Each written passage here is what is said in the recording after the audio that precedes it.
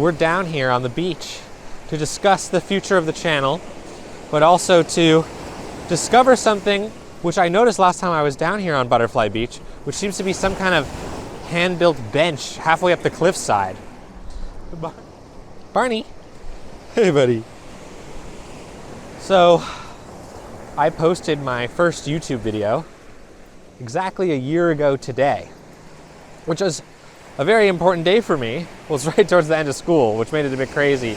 I was at Cal Poly getting my master's in urban planning and civil engineering. The first video I made was about bike infrastructure in the United States.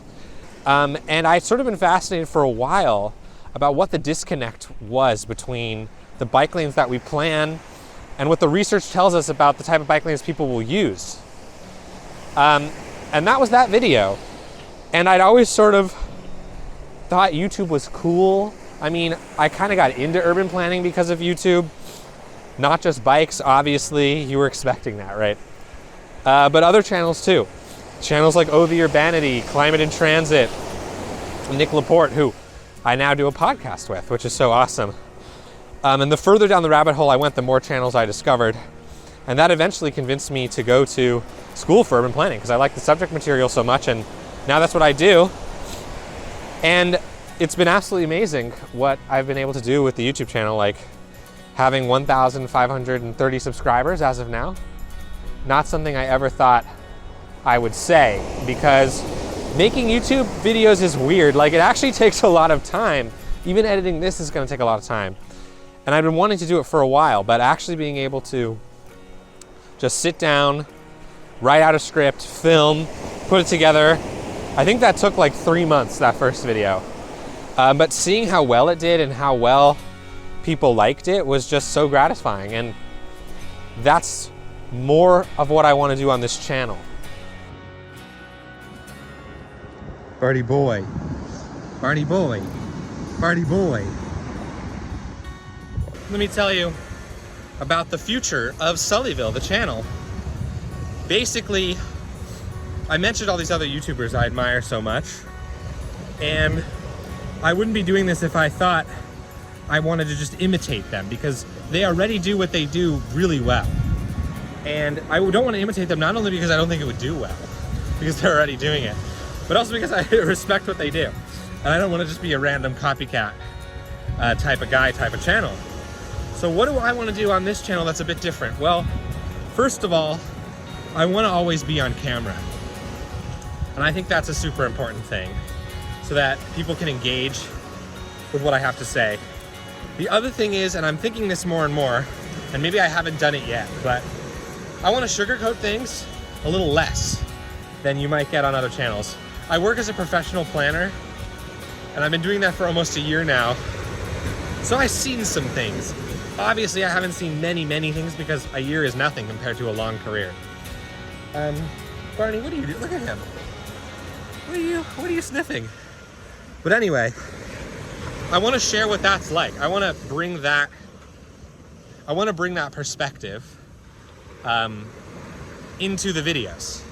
Also, the videos, I have so many ideas written down. I just need to get the time to do them. A lot of them are going to be just wacky, random ideas I've had about planning. The last thing I want to do is I want to invite other planners onto the channel to just talk about their experiences and what they've been up to, the good and the bad, the trends, so that it's not all just me, because I think I'm underqualified compared to so many interesting people, and those are the people that I want to showcase, who don't necessarily have YouTube channels, but they're planners, and they've actually done quite a bit. So yeah, going forward, expect a lot more uploading too. I know that it hasn't been that great with the upload schedule, but it's been kind of a crazy year for me. So yeah, and now we're gonna see where this mysterious staircase leads. So this is cool. We discovered what looks like a handmade path, which we need because the high tide is coming and I'm wearing shoes. I don't want to get wet, but I also don't need the little guy getting wet right before night, and then he'll get seawater and sand all over the bed. So it looks like the path eroded away, but past this tree, if you can call it that, here it is. Oop. Clinging to the cliff. Barney, shall we? Let's see where this mysterious staircase leads. This is a bit sketch, I'm gonna be honest. This doesn't look... Oh look, and he of course wants to go into the ocean. Oh, it leads to the bench. There's the bench. Wow, so obviously this was built by hand by, I don't know, maybe a couple kids. Excuse me, what permits were applied for to build this bench? Did this bench go through the architectural board review? Was it conditional use permit? Okay, I think you get it. Well, Barney and I had to get out of there because the tide was rising, I think. So we waited for a wave to go down and we ran on the wet sand, and we got here before the next wave came. Anyway, other things with this channel. I'm gonna bring a bit of sketch comedy into the urbanist space. Maybe that's the right way to phrase it. The little bit John and I did in our history of jaywalking video with Mr. Hoffman. More stuff like that. And speaking of John, John is a great guy. I actually met him because I was looking for an editor to help with a YouTube channel. And we become friends, and I actually sort of convinced him to go study planning too and get a master's degree. So he's gonna be doing that in the fall. He's actually the third person that I've told about planning as a degree who has gone and done it. Obviously not just because of me, but I was one of the people who suggested to those friends of mine to do it. So yeah, that's what he'll be up to, which is awesome. So he's gonna become a professional planner too. So yeah, we're gonna keep having fun, keep making stories, and who knows where the channel might go. It's something that we do for fun, right? Not as a central part of our lives, but it's a great creative outlet. And so stay tuned. We already have 3 videos we filmed, a bit of history, a bit of planning, a bit of ghost town exploration. So subscribe if you want to see more of that. But I'll shut up now, probably because my audio is not great anyway on this phone, but also because you probably just want to enjoy beautiful Butterfly Beach in Montecito, California, along with the little boy here, Barnaby. So cut to that, John. Yes! Uh-oh, mysterious hole. Obviously the dog can't go in there, but perhaps a return journey is warranted. And it looks like someone just got married here. What a lovely spot.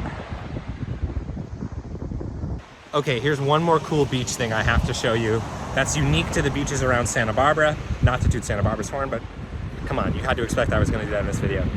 This cliff here has asphalt deposits in it. So the asphalt is oozing out of the cliffs.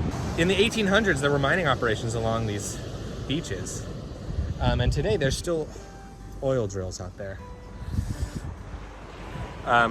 Because the asphalt and the petroleum, I guess they go together. But anyway, this cliff is always changing. It looks like it's made of stone, but it slowly changes shape over time as it oozes down the beach. And how cool is that? And actually not far from here in Carpinteria, there are open tar pits. And there's only 4 locations in the world, apparently, where that happens. Carpinteria is one of them. Not quite as big as the La Brea tar pits. What have you found? He got a stick?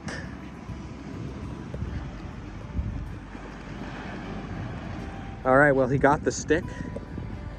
And with that, adios.